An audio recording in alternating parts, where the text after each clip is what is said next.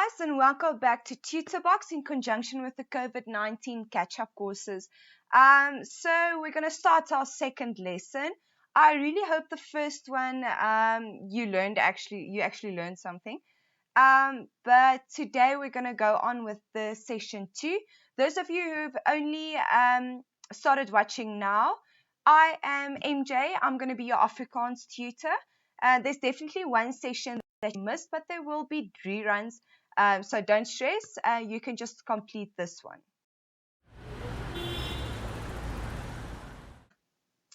I really hope all you guys are well and safe, especially during this time, and that you're actually coping with the lockdown. I think I get a little bit crazy, but at least I have online tutoring just to keep me sane through this.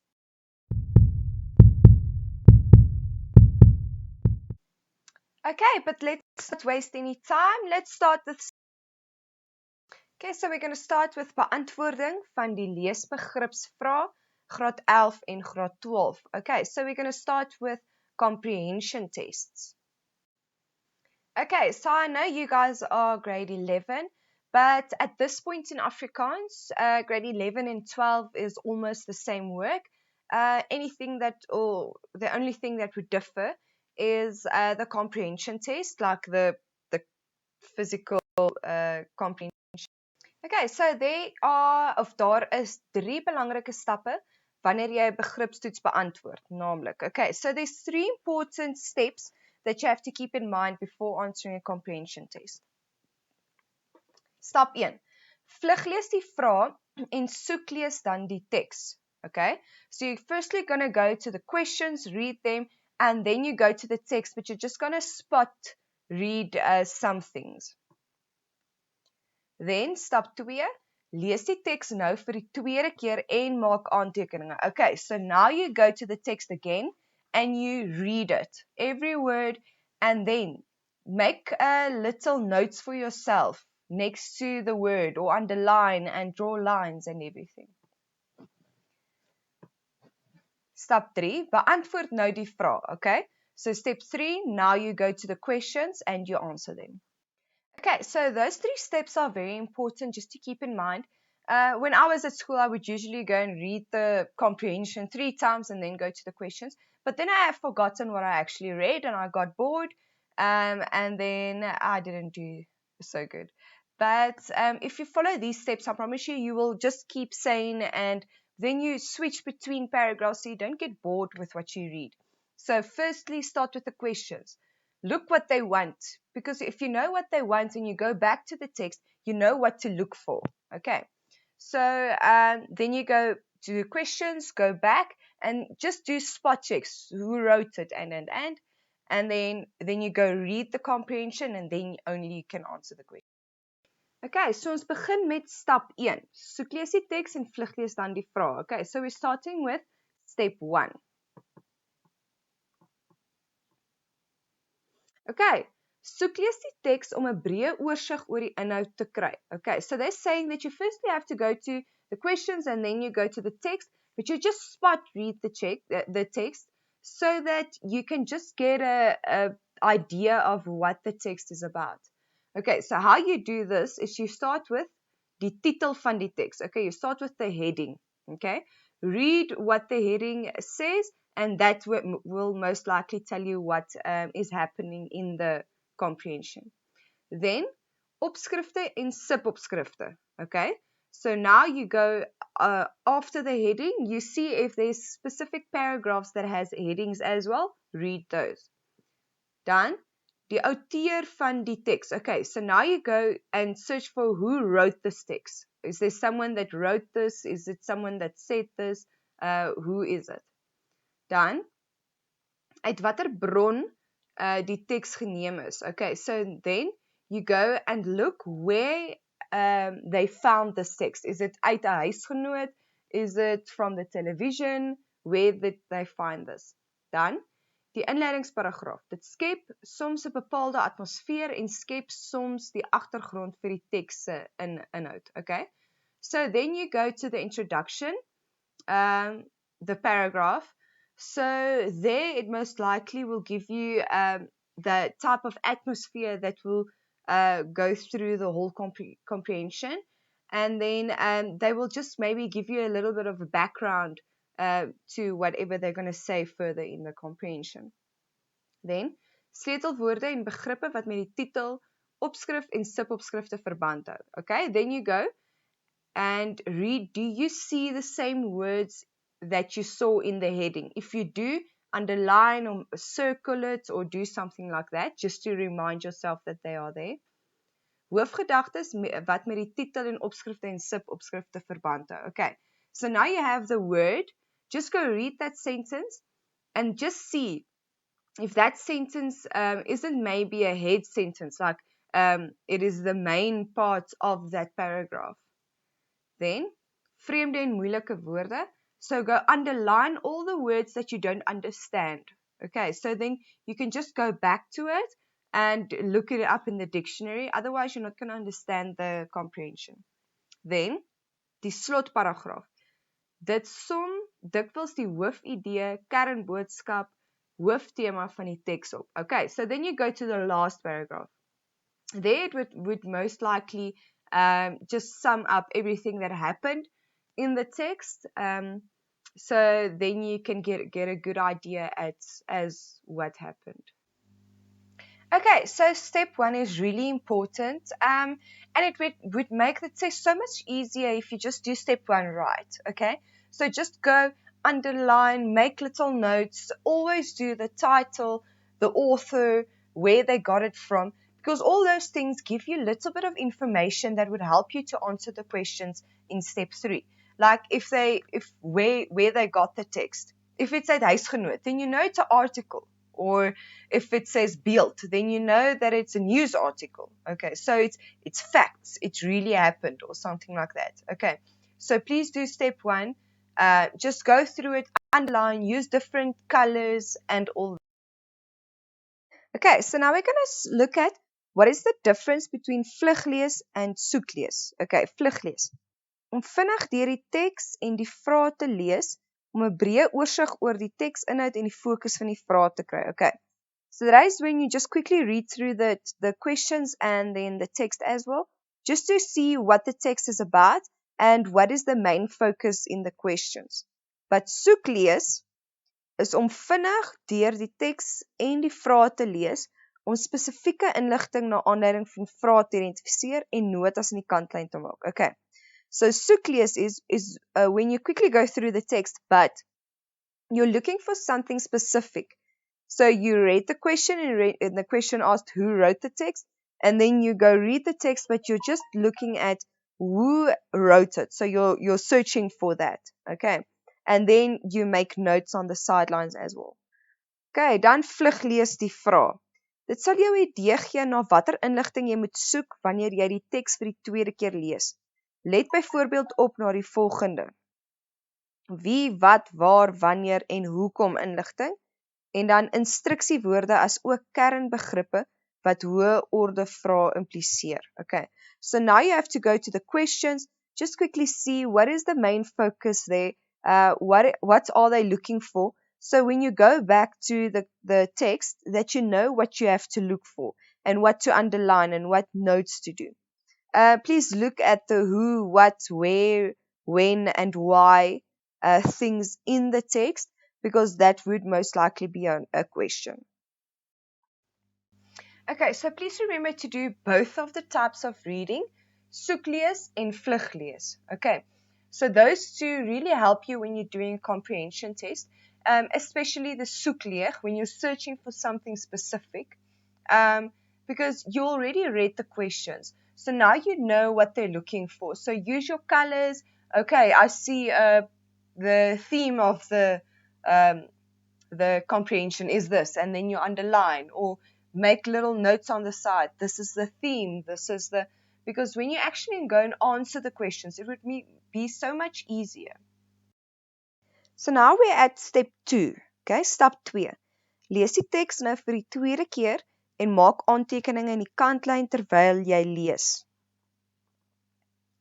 Okay, so it says that you have to read the comprehension now for the second time, and now you have to make notes on the sideline. Okay, Wanneer jy die teks vir die tweede keer lees, moet jy met begrip lees. Okay. So when you're reading this one for the second time, now you actually have to read with comprehension. You have to try to understand what you're reading. Then vra jouself gereeld of jy steeds verstaan wat jy lees. Indien jy die begrip verloor het, moet jy besluit waarom jy nie meer verstaan wat jy lees nie en regstellende stappe neem. Okay. So while you are reading, keep asking yourself, am I understanding what I am reading? Okay.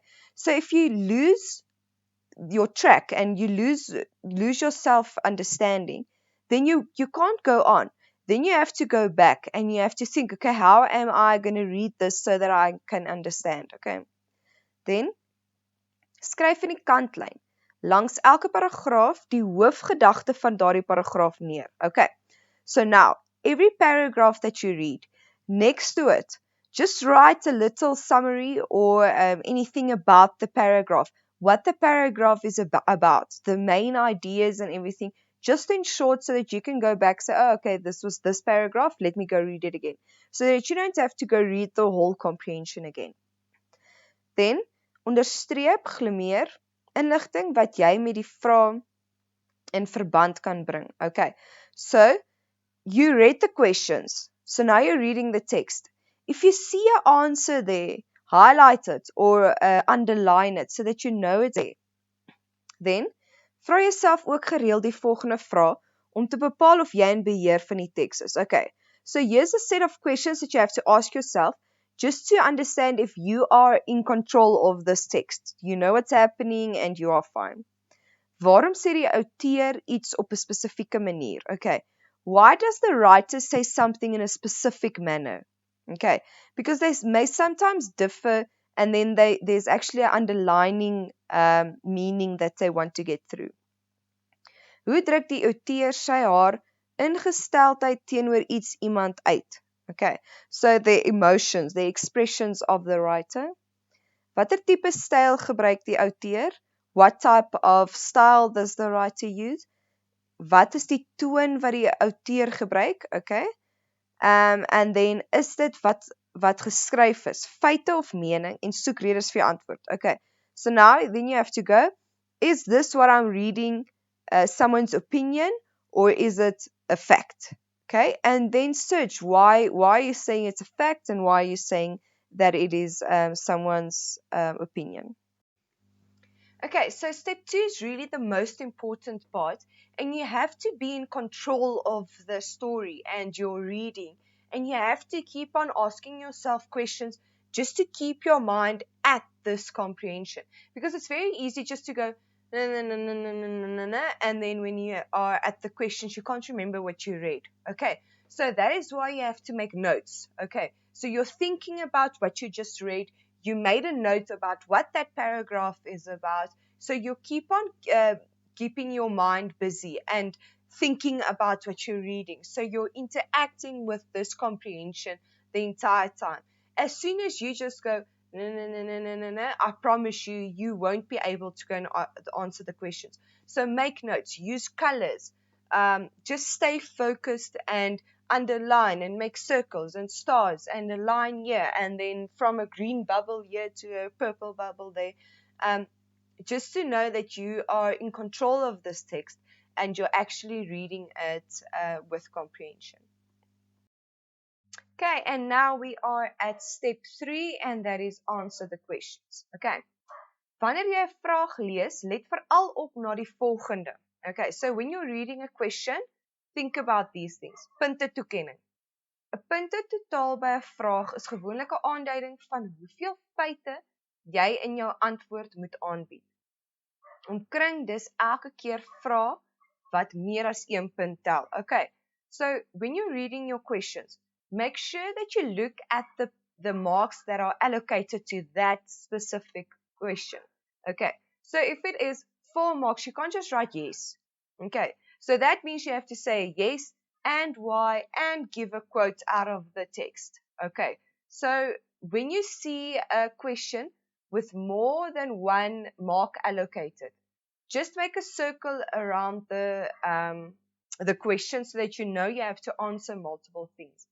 Okay, then it says, Skenk aandag aan die stapelvrae. Hierdie tipe vrae vereis meer as een antwoord en tel gewoonlik 3 tot 4 punte. Sorg dat jy elke een van die afdelings van die vraag in dieselfde volgorde beantwoord. Okay. So it says there is questions that need more answers. Okay, so a yes and a no, and a motivation, and a quote. Okay, but you have to make sure that you answer them in that specific order. If it says yes and no, then motivation, and then quote, you can't start with quote. Okay, soos watter toepassings sou jy graag wou ontwerp om die lewe van 'n matrikulant te vergemaklik? Waarom sou jy hierdie toepassings as waardevol beskou en hoe sal jy die lewe van 'n matrikulant vergemaklik? Okay, so that is just one type of that type of questions. Okay, so that was important things that you have to know when answering a comprehension test. Please go write this down, memorize it, just when you know, because a comprehension test really counts so many marks and you don't just do it once a term. So if you can just get this right, I promise you'll get it. Okay guys, please take a little break now, do some exercises, and then when we come back, we're doing poetry.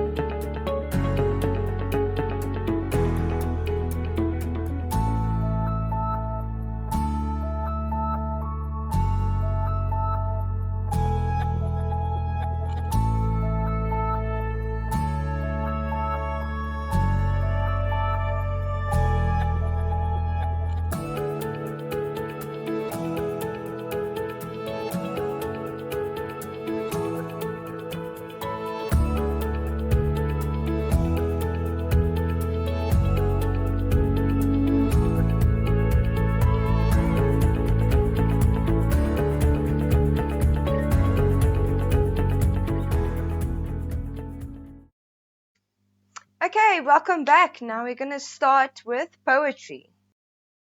Okay, so now we're going to poetry. Okay, so here's a few things that you have to know about poetry. Okay, so the first one, a vers is een versreel. Okay, so a vers is just one little sentence in a poem. Then, a strofe bestaan uit 'n aantal versreels. Okay, so this is more likely a paragraph. It has a lot of versreels. Then, this is what you call them. Okay, so if one paragraph has only 2 versreels, you call it a couplet. 3 versreels, tersine. 4 versreels, kwatryn. 5 versreels, quintet. 6 versreels, sestet. En 8 versreels is 'n oktaaf. Okay, so how this would look in exam is, all the time if you see a poem, they're going to ask you, how many versreels and how many strophes? Remember, little lines for versreels and then paragraphs for strophes. Okay, and then they can also ask you, in strophe 1, what type is it? Is it a couplet? Is it what? So learn that by heart. Then you just have to count how many versreels there is, and then you know what type of name you should name it. Okay, now we get the rhyme. So, dit is die herhaling van eender se klanke. Okay, so it's the repetition of the same sound. So you get 2. You get halfrym en volrym. Okay, so let's see what's the difference. Halfrym Dit kom voor wanneer klanke binne die versreëls herhaal word. En volrym, dit kom voor wanneer woorde aan die einde van die versreëls rym. Okay, so half rhyme is when words rhyme inside of the versreëls. Full rhyme is when only the last word in every versreel they rhyme. Okay, by half rhyme you get alliterasie and assonansie. Okay, so that is half rhyme. Alliterasie is die herhaling van dieselfde konsonant in 'n versreel. Okay. Staan, skaars, skouer, hoog. So it is s, s, s. Okay. So that is the repetition of a consonant in the versreel. Okay. Then number 2 is assonansie, die herhaling van dieselfde vokaal in 'n versreel. Okay. So this is the repetition of the same vowel inside of the versreel. Hy gaap en gaan dan slaap. A, a, a. Okay, do you see? It's the repetition of the A. And then, what is the function of the halfrym? Wat is die funksie van die halfrym? Dit is klanknabootsing, beklemtoning en skep atmosfeer. Okay. So now you know halfrym is inside of the versreels that it rhymes, and full rhyme is the last words. Now, there's different types of rhymes. They all have names, and that is only when the last one rhymes. Okay, so pa rhyme is a, b, b. Okay, so if it is the last word and the one underneath rhymes, and then underneath that is two more that rhymes. Okay. Omarmde rhyme is a, b, b, a. Kruisrym is a, b, a, b. Gebroke rhyme is a, b, c, d, a. Okay, so that one doesn't have a rhyme. There's isn't the second one that always rhymes, or the one at the bottom that rhymes. This one doesn't have a rhyme. Okay, en dan slagrym is a, a, a. Okay, so all of them are rhyming and they form a tempo. Okay, then they're always going to ask you what type of rhyme is it? Is it full rhyme or half rhyme? Okay, so remember that half rhyme is when it rhymes inside of the versreels. Okay, and full rhyme is when it's the last word. Okay, and remember when it's half rhyme, you will always get assonansie and alliterasie. Okay, you have to learn that what type of rhyme is inside of the versreels. Okay, and then at full rhyme, there is different types of rhymes. Okay, so what it means is there's a line, a line, a line, a line. Is this word and the word just after that rhyming? Then it's A, and then B, B, C, C. Okay, so the two directly under each other is rhyming. Okay, but there's others. If this one and skip one and this one rhymes, okay, so these two, okay, then you'd see it makes a little cross. Okay, so that is kruisrym. Okay, so you have to look at the lines, see. So start with line 1. Okay, I look at the last word. With what word is that one rhyming? Is it the one underneath? Is it the third one? What is it? And then you can determine what type. Okay, now we get to the title, die titel. Is dikwels die sleutel tot die inhoud van die gedig. Okay, so the heading, the title, is most likely the key to the information in the poem. Dit verklaar die inhoud, okay, so it tells you what's happening in the poem. En dit ondersteun die kern en vat die kerngedagtes saam, okay. So they are just getting the main ideas and then just putting them all together in the heading. Okay, so now you get an enjambement. Dit is wanneer een versreel sonder enige leestekens in die ander versreel oorgaan. Okay, so that is when one line or one sentence goes into another one without any like full stops or a comma or anything like that. Okay, so it's basically then one sentence, but it's in different lines. What is the function? Dit versag die rym, beïnvloed die tempo en ritme. Okay, so it makes the rhyme more soft, and then it takes on the tempo. So you can't read it, you're reading it much faster than you would if there was a full stop or a comma. Bevorder vloeiendheid en dui op beweging. Okay, so it show movement, so it's just flowing. Dit dien as bindmiddel tussen versreëls en strofes. Okay, so that it just means that they're combining the paragraphs and then the sentences. Okay, then you get wending. Dit is wanneer daar 'n verandering of omkeer in die gedig voorkom. Okay? Die teenstellende voegwoord maar dui dit dikwels aan. Okay, so that is when the writer says, so that is why people are nasty. But that maar, so he's going to justify what he just said, or just say something the complete opposite. So they say that's why people are nasty, but we still love them. Okay, so he's just playing with two sentences. Okay, so if you look at a poem, always start with the title so that you know what's going to come. What are you going to read next? Okay, so the title will always tell you a little bit about what you're going to read inside of the poem. And then enjambement is very important. Always check. If you see a full stop, then you know.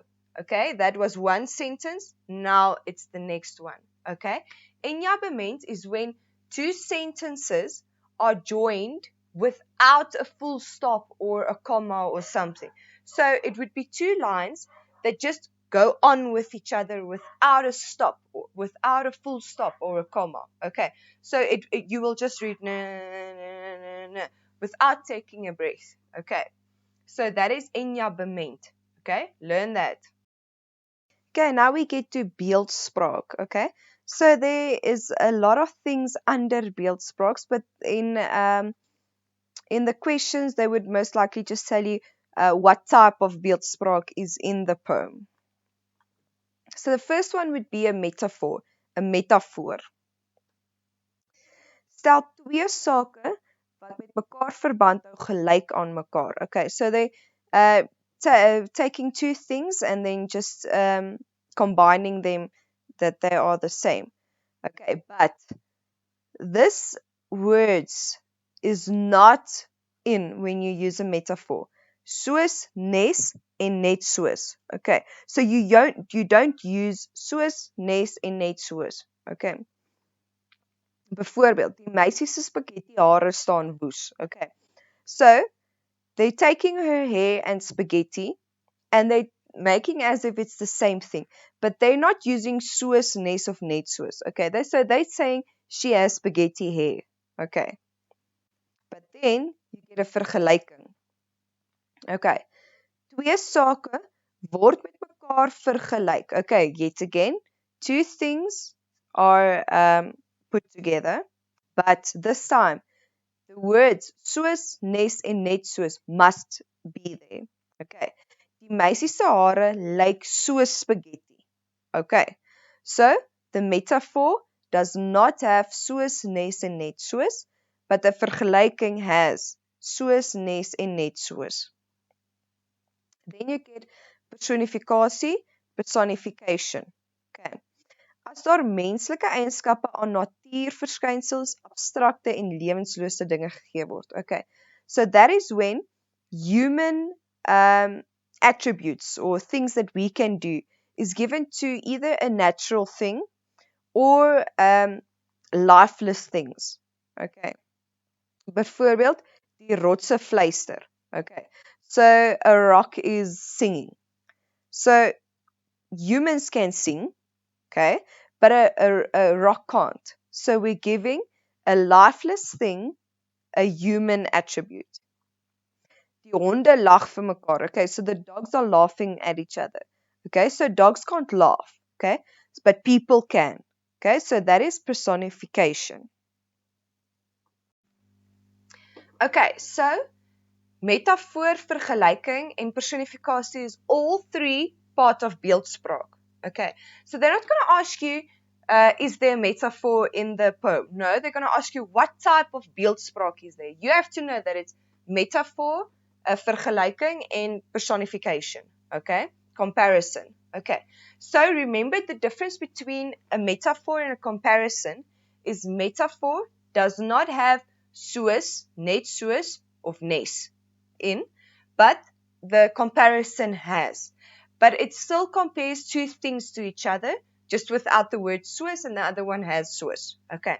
And then personification is personal. Okay. It's things that we can do. We can breathe. But we can't say the rock had a fright. Because a rock can't have a fright. Why? It doesn't have a heart, it doesn't have feelings. Okay.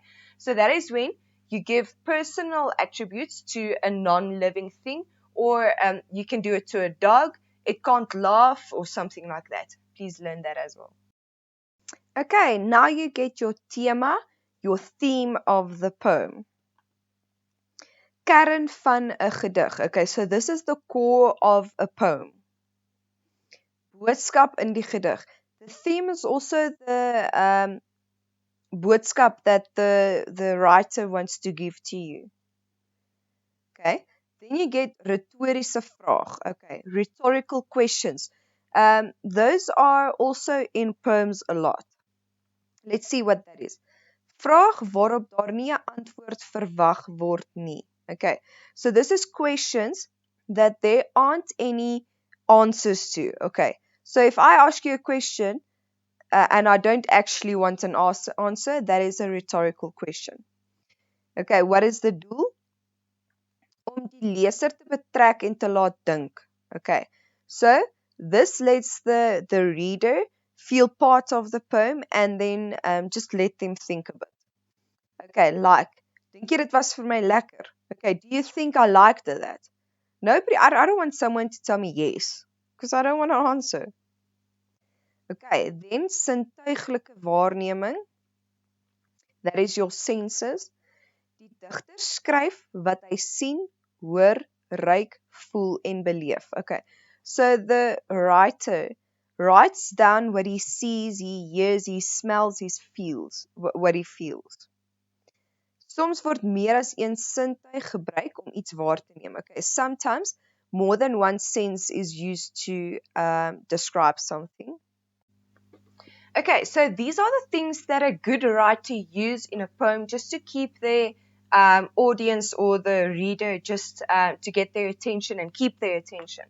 Okay, so the theme of a poem is really important just to know what is the feel about it and what's going to happen and stuff like that. And then you get a rhetorical question. That's just to keep you interacting with this poem. Okay, you're going to think about it, because if someone said, ek is nie so lelike mens nie, or something like that, you're going to think about it. Okay, but was this person I actually really mean? Or okay, so you're just interacting with the poem. And then a writer also uses their senses just to write the poem, and just to give you, the reader, just the chance to just make a picture in your head and just see exactly what this guy saw and felt and smelled. Okay, now we have the digforme, your poetry forms. Vrye vers. Okay, so that's free verse. Okay, gedig waar die versreëls en strofes onreëlmatig is. Okay, so that is when the paragraphs and the sentences and everything is just whatever they want. They don't follow a specific rule. Then blanke vers, gedig sonder rym. Okay, so that is when there's a poem that does not have rhyme. Then 'n ballade, 'n verhaal in digvorm. Sterk gevoel soos liefde, jaloesie ensovoorts. Okay, so a ballade is when it is a story in a poem format. Okay, and it has a strong feelings like love, jealousy, etc. Then there's a volkslied, gevoel van vaderlandsliefde. Okay, so that is when it is your homeland or your country. Sonnet. Sonnet bestaan uit 14 versreels. Okay, so always when you see 14 sentences in a poem, just know that it is a sonnet. Okay, so they're definitely going to ask you what type of poem this is in a whole. Okay, so you must know what is a vrije vers and what is the attributes about it that is in this poem. Okay, so then you must say it's a ballade or a sonnet or a vrije vers, but you have to know what each of them are to allocate it to a specific poem. Okay, now we're going to do a poem together. Okay, the poem is Waarom het die hoender? Okay, so firstly, we're going to read the poem.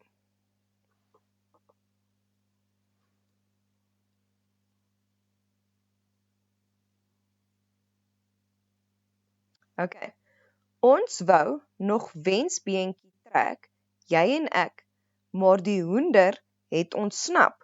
Kyk, kyk, kyk, elke beentjie op sy plek. Okay, so firstly, you're going to look at how many versreels and strophes there is. Okay, you know a versreel is one little sentence or one line. Okay, and a strophe is one paragraph. Okay, so let's see. How many lines do you see? I see 1, 2, 3, 4, 5, 6, 7, 8, 9, 10, 11, 12, 13, 14, 15, 16, 17. Okay, but I don't see any full stops there. So that means that it is one strophe. It's one paragraph. So versreels, there's 16 and strophe, there is 1. Okay, next. Now you look at how the poem looks like. Okay, so they are talking about a wishbone. Doesn't the poem look like a wishbone? Yes. Okay, so the typography, okay, how it looks like, it lyk soos 'n wensbeentjie. Okay, now you always start then with the heading. Waarom het die hoenders? Okay, the title says that it's going to be about chickens. Okay, now you look for rhyme. Okay, I don't, wou en wens doesn't rhyme. Chi en jy doesn't rhyme. Okay, so now we want something that rhymes with ek. Okay, wou wens chi jy ek die der ontsnap kyk. Okay, ek en kyk ends in the same sound, so they rhyme. Okay, kyk kyk elke beentjie op sy plek. Okay, so now I see kyk, ek, kyk en plek. Okay, so there's only 3 that rhymes. Okay, so it's not AB because AB because the first and the third one doesn't rhyme and the second and the fourth one doesn't rhyme. These ones aren't even near each other, so then we say that it is gebroke rhyme. Okay, so they're not following AB or AABB. Okay, so it's ABCDA. Okay, now I see. Okay, let's read it again. Ons wou nog wensbeentjie trek, jy en ek, maar die hoender het ontsnap. Kyk, kyk, kyk. Okay, that kyk, kyk, kyk, okay, is a sound, right? So that is your klanknabootsing. Okay, that is when a sound is repeated. Okay, you're making as if you're reading the sound that a chicken would make. Okay, and then enjambement. Okay, if you can't remember what an enjambement is, go back, go read. Okay, die hele gedig is een sin. Okay, so the whole poem is one sentence because there's no full stop. Just as the same one, the first one, there's only one strophe, only one paragraph. The enjambement is only one sentence because I don't see any full stops. Okay, guys, that was it. I really hope that you understand the poetry because that was kind of the hardest one. but that's literally just going learning the terms and then just know what each of them means so that you can identify them in a poem. Okay, so every poem they're going to ask you almost all of these things. So please just go learn them. Please join the Q&A after this, and then ask me any questions, anything that you didn't understand, any suggestions that you might have, and then I'll see you in the Q&A.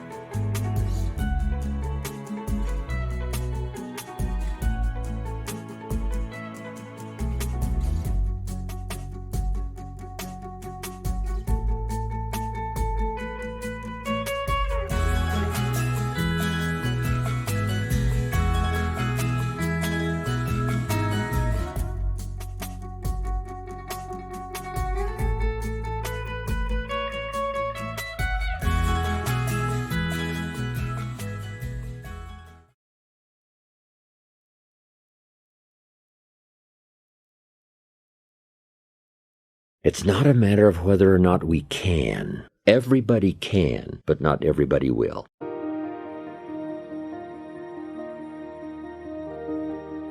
How to turn nothing into something. How tangible are ideas and imagination? Ideas that become so powerful in your mind and your consciousness, they seem real to you even before they become tangible. Imagination that is so strong that you can actually see it. You can actually see it. If somebody cannot see it when it is not here, then it will never be here. Start looking into the future of what you would like to accomplish, where you would like to go, the person you would like to be. Decide what you want and then act as if you already had it. And that is to believe that what you imagine is possible for you. So the first step is to imagine what's possible. Second step, to believe. Now here's the third step, and that is to go to work and make it real. You now go to work and make it a movement. You make it tangible. You make it viable. You breathe life into it, and then you construct it. You have a lot to offer. The fact that you're still here means that your business is not through yet. People don't do what they know in life, but what they do is they operate within the context of the vision they have of themselves. So write and draw and build and play and dance and live as only you can. Make up your own rules. The rules on what is possible and impossible were made by people who had not tested the bounds of the possible by going beyond them.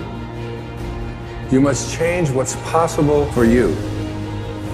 You, and only you, are the subject that impacts the burning desire in your imagination. You are living and feeling as if your future dreams are a present fact. Will it be easy? No.